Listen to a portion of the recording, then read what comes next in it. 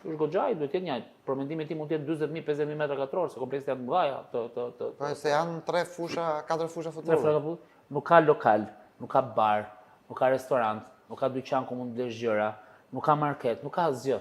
Me 500 njerëz në ditë, me 10.000 njerëz, me 10.000 njerëz. Ke derbin Tirana Partizani, ku në derbin më të madh ka shkuar 20.000 persona, në perimetrin e stadiumit nuk ishte një vend ku të bleje shalla nga klubi, po ka individ të cilët marrin një qese me rroba sportive, i vejnë aty ke hekur atë për qark Air Albanias, dhe njerëzit nuk shkojnë të blejnë. Më fal, Gjergj, se ndërpres, e pat për Giro d'Italia çfarë u bë me kioskat nëpër rrugët e Tiranës që shisnin Fanella, kapele që të gjitha.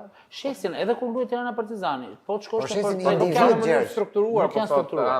Ajo e varur. Janë individ, fiton një individ i caktuar, Gjergji dhe Andi dhe Edvini, të tre bashkë mund blejnë 100 bluzet i shesin atë ditë. Nuk të ndjen të blesh.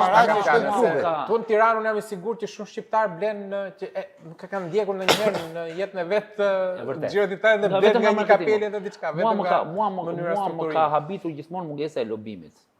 Deri tani për fatin e tij të keq kryetari i bashkisë është në Burg, por ka qenë një periudhë përpara disa viteve ku si Gazdemi, që është presidenti i Tiranës, po dhe Ardi, Partizanit, edhe Refiku kanë pas një periudhë një marrëdhënie të Edi Besujan të drejtë për drejtë shumë mirë me kryetarin e bashkisë.